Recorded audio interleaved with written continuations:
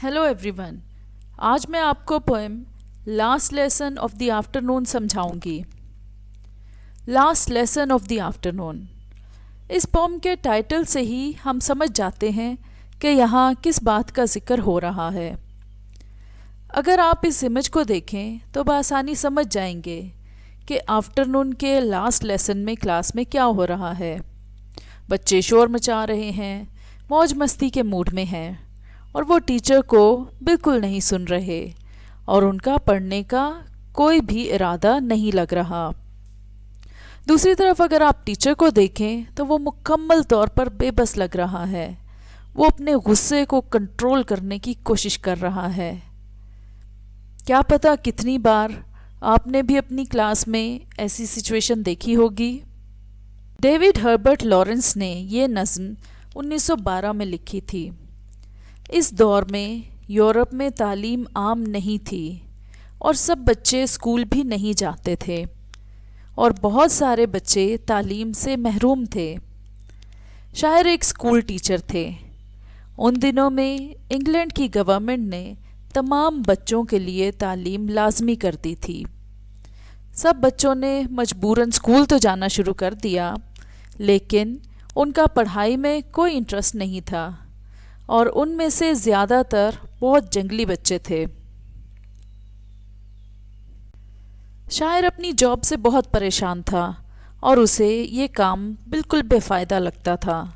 इसी वजह से उसने ये नज़्म भी लिखी थी ताकि अपने मायूस कुन हालात का इजहार इस पोएम के ज़रिए कर सके।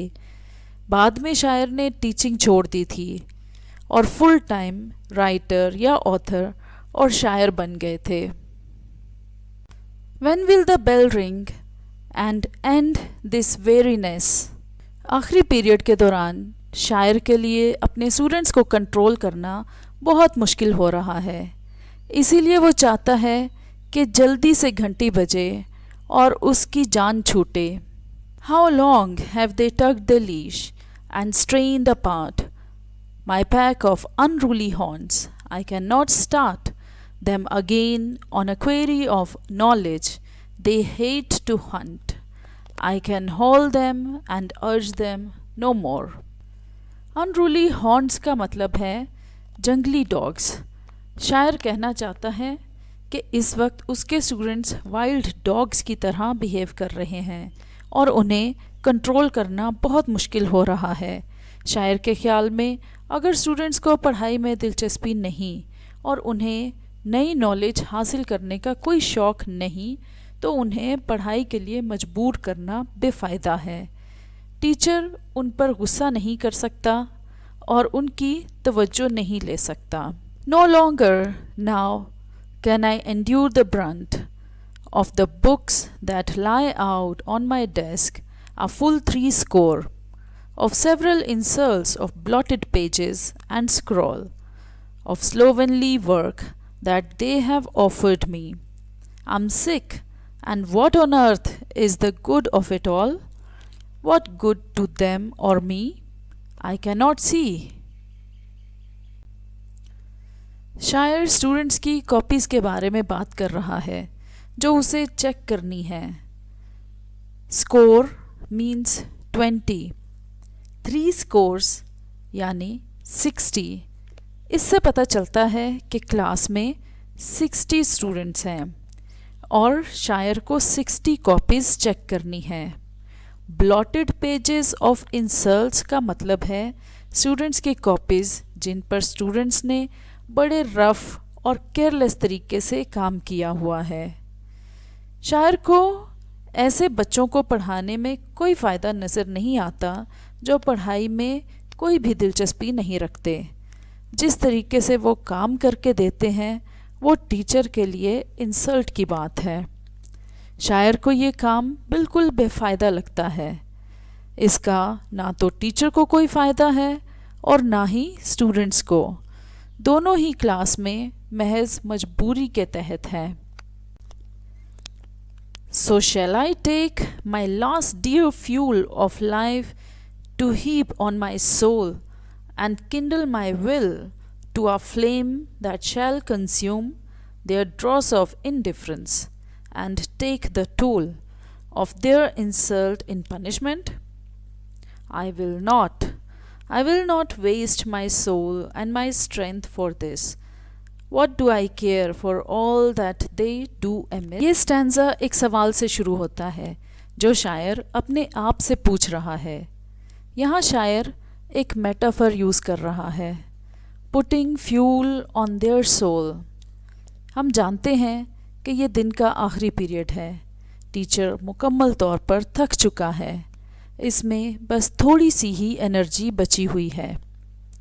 इसलिए वो अपने आप को पूछ रहा है कि क्या ये दुरुस्त है कि मैं अपनी ये थोड़ी सी एनर्जी बच्चों के रफ़ और केयरलेस काम को चेक करने के लिए वेस्ट कर दूं? ऐसा काम जिसे बच्चों ने बग़ैर किसी इंटरेस्ट के किया है. शायर इस काम को अपने लिए एक सज़ा के तौर पर लेता है.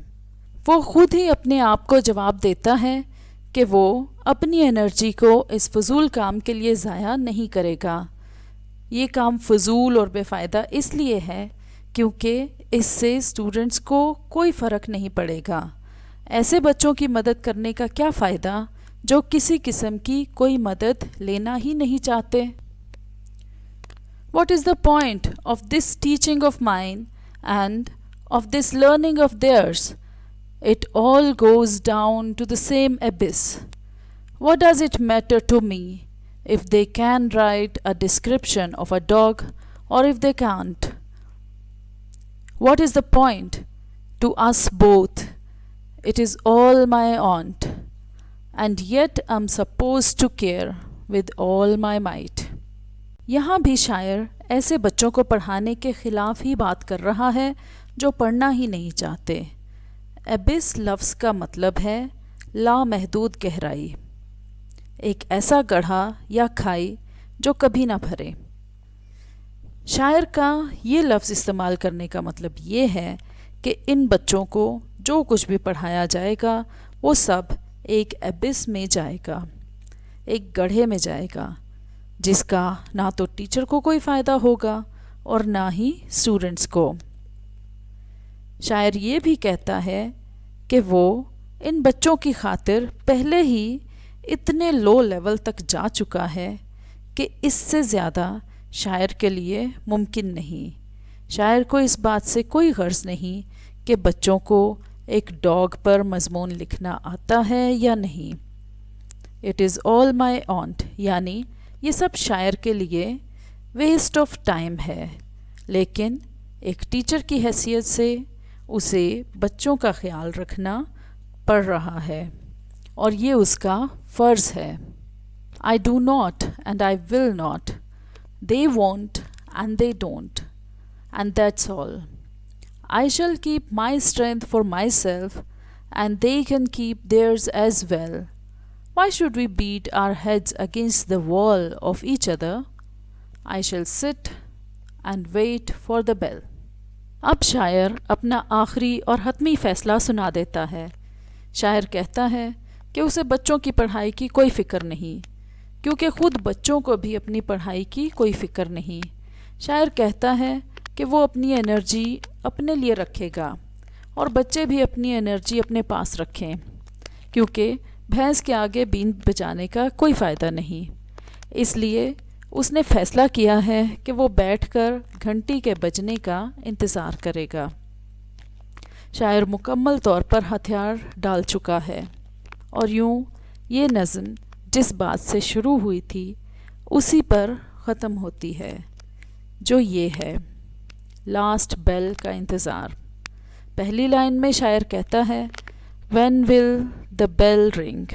और आखिरी लाइन में शायर ने फ़ैसला किया है कि I shall sit and wait for the bell.